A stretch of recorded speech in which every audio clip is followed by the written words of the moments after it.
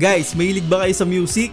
Sino ba namang hindi? Meron tayong Nuvia Music dito na naka-IPS display, 90Hz na refresh rate. Meron ditong 5,000 mAh capacity ng battery at napaka-porma talaga ng design. Pero ang pinaka-paborito ko dito yung speaker niya. Mamaya i-test natin yan. Kaya samahan nyo ako sa video ito at pag-usapan natin tong bagong phone ng Nuvia, ang Nuvia Music. Sa mga naghahanap ng wireless charging dyan, meron akong recommendation sa inyo. Ito yung Ugreen wireless charging na 15 watts. Magnetic charging to para sa iPhone natin, iPhone 12 Pro, 14 Pro, 13 Pro at kahit 15 Pro. So napaka-convenient nito tapos maliit lang siya. At marami siyang pwedeng gawin. Ma-adjust mo siya ng ganito, pwede ring padapa at pwede ring ganito. At ang maganda dito, portable siya. Hindi lang siya wireless charging, gun charger pa siya. Dahil meron tayong output dito sa gilid para kung sakaling gusto nyo sabay na mag-charge isang wireless at isang wired, pwede rin. May kabigatan tong Ugreen na wireless charging pero ang maganda dito, napakalit niya lang. Hindi lang siya pang iPhone, sinubukan ko rin sa Android, pumapalag din naman. So kung nagugustuhan nyo yung ganitong charger, ilalagay ko yung link sa description at highly recommended ko tong Ugreen 15 watts na magnetic charger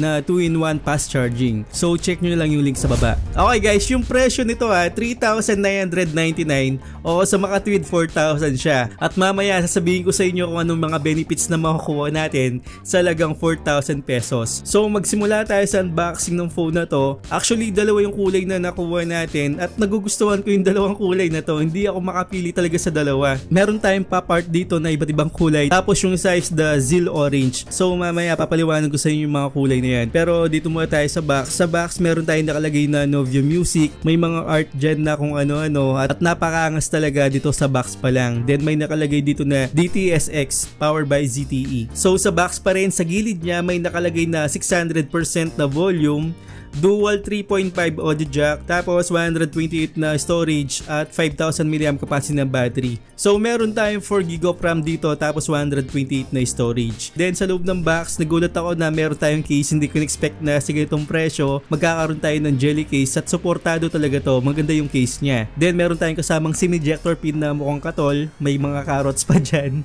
Tapos may mga documentation tayo dito, mga manual. At syempre meron tayong Type-C cable at parang 10 watts o 15 watts lang niligay nila na charger dito. At ang charging time naman nito ay sumaabot siya ng mga 2 oras, which is good pa rin kasi yung presyo nga nito napakamura lang. So hindi ako nag-expect na mabilis yung charging nito. Pero dito muna tayo sa design ng dalawang phone na to. So yung Zil Orange dito, actually maporma talaga to. Yung back panel nito meron siyang mga dot, mga ganun na white. Tapos yung speaker niya na DTXS. Then malaki yung speaker nito At meron tayong parang dalawang camera dito. Hindi ko alam kung ano yung isang camera, pero dun sa taas meron tayong 50 megapixel. Pero dun sa baba siguro parang depth sensor lang to.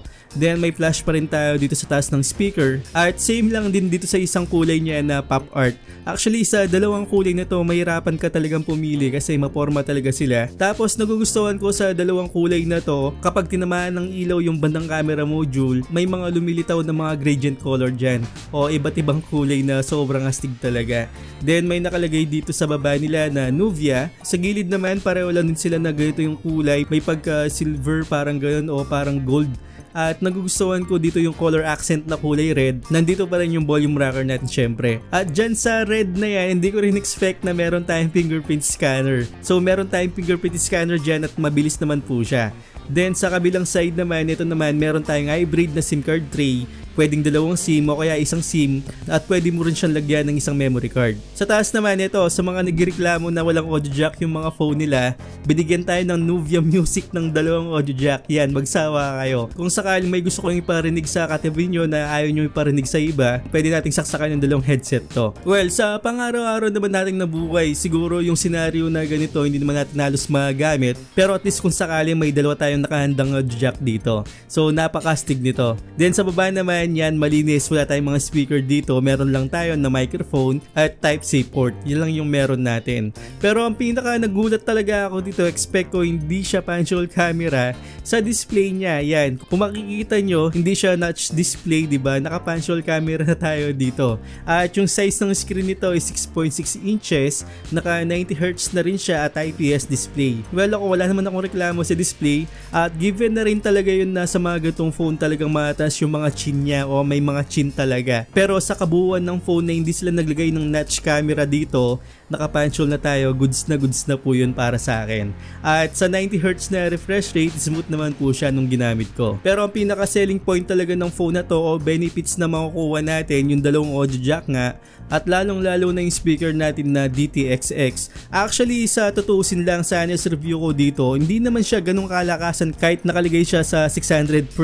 Hindi ko siya narinig na malakas talaga, parang katulad din siya ng mga dual speaker. Pero sa paggamit ko habang naglalaro ako, nung naka-up talaga yung volume niya na sagad-sagad, medyo nahingahin talaga ako kasi matining po talaga yung treble nito. Well, kung ikukumpara ko sa mga naka-dual speaker versus dito, actually pareho lang din sila. Hindi lang siya yung in-expect ko na sobrang lakas talaga. So nag-expect ako na ganun kalakas, pero tamang tama lang talaga yung timpla nito. Mag-test tayo ng music dito. Yung music na ipaparinig ko sa inyo, hindi nakaka-copyright to So okay lang din po. So sasabihin ko sa inyo kung ilang percent na yung mga ginamit natin dito. At gagamit tayo ng microphone kung ano yung pinag-voice over ko sa inyo. Medyo ilayo ko ng konti. So mag-umpisa muna tayo sa 50% muna. Yan, 50. Itataas ko sa 80.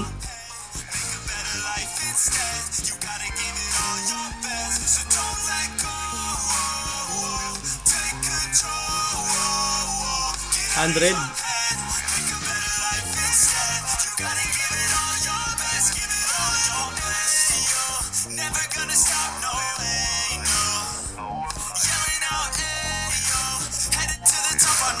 Yan.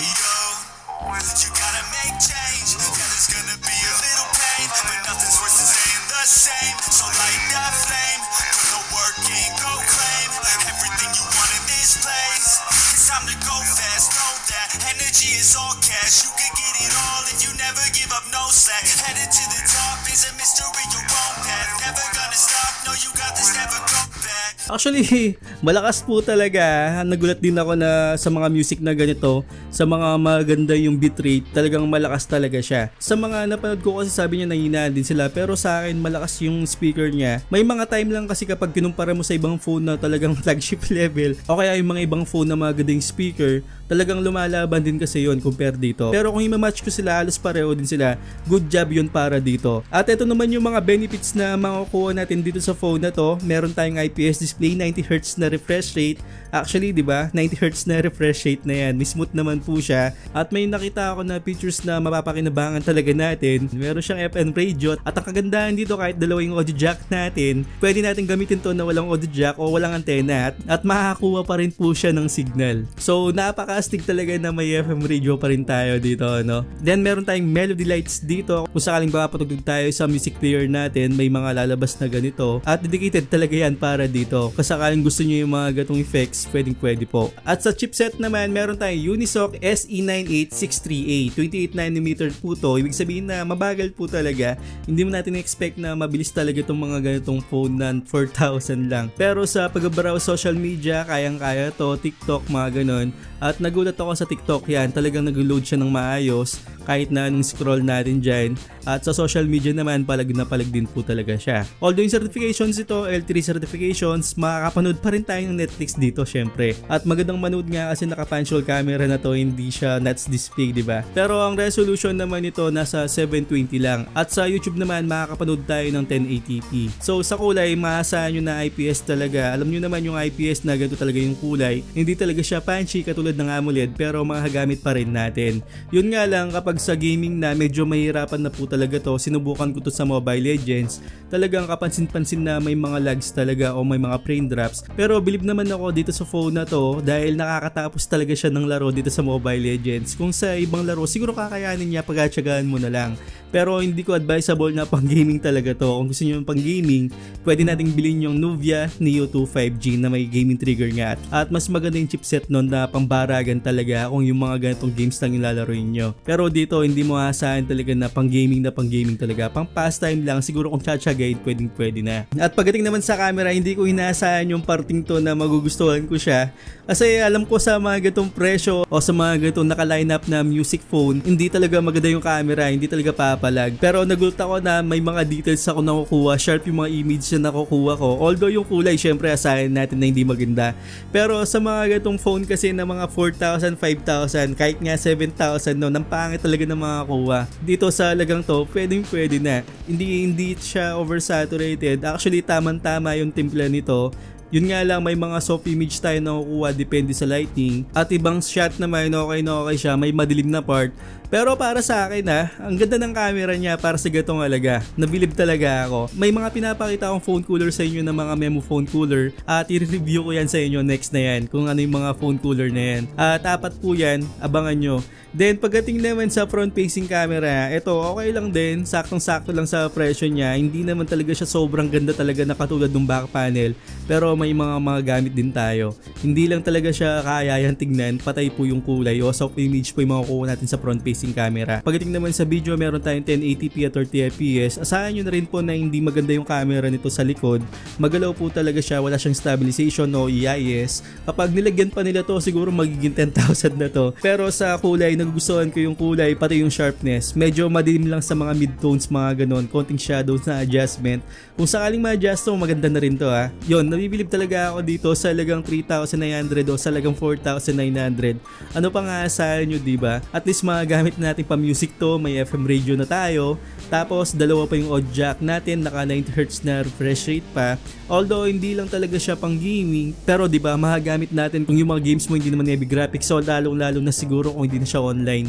Yung mga offline talaga na games pwede na po dito. Okay, gusto ko lang malaman nyo, may giveaway tayo ng Nuvia Music. Ipamimigay ko yung isa dito. Kahit anong kulay na gusto nyo At hiniling ko po talaga na mabigyan tayo ng isang phone para sa inyo. Talagang pinagbigyan naman tayo ng Nuvia dito. So salamat sa Nuvia sa pag-sponsor natin sa mga phone na ganito. At sana mag-subscribe kayo dyan. So ang mechanics, dito ko kukunin yung magiging winner sa 100,000 natin. Konti na lang to, siguro mga 2 to 3 weeks. I-raffle na natin tong Nuvia Music na to. So napakadali na mechanics dito. Mag-like, comment, tsaka subscribe lang kayo. Tapos share nyo to sa Facebook account nyo. Tapos itag nyo lang yung Tech TV na page ko. So mag-like din kayo doon. At last naman, i-follow nyo yung TikTok account natin. So yun lang. Ilalagay ko yung mechanics dyan sa baba. At lalong na mag-comment kayo kahit ano lang dyan. Kahit na kung anong nagustuhan nyo sa Nuvia o kahit hindi nyo nagustuhan. Basta mag-comment kayo dyan. Tapos ilagay nyo lang yung color na gusto nyo. So yun lang yun. I-check nyo na lang yung ibang mechanics dyan sa comment section o kaya dun sa description box. So highly recommended ko sa inyo Nuvia Music. Pipili kayo ng dalawang kulay dito, yung pop art at saka yung Silo Orange. So I hope na nakatulong ako sa inyo. Road to 100,000 subscriber na tayo. Sobrang thank you po talaga. At sana wag kayong magsawa sa mga ganitong reviews, unboxing, tips and tricks at katarantaduan sa channel na to. So once again, ako po si Paul. So I'ma do this every day. I'll be writing things until I'm fucking buried in my grave. 6 feet deep under, but my body won't decay. Cause my messages are timeless, so they'll put them on display. Oh yeah, I rap with a certain